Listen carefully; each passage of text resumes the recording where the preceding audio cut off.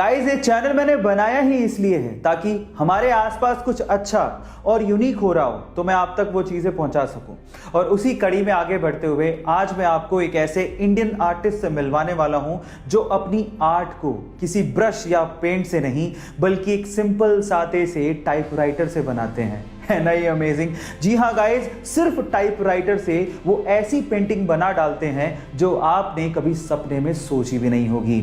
मिलिए ऐसी गुरुमूर्ति से जो कि बेंगलोर से बिलोंग करते हैं और अपनी इसी यूनिक आर्ट की वजह से वो पूरी दुनिया में पेंटर्स और आर्टिस्ट में बहुत ज्यादा फेमस भी हैं। सो गाइज, ये आर्ट और ये आर्टिस्ट आपको कैसा लगा और क्या आपको being an Indian proud feel हुआ?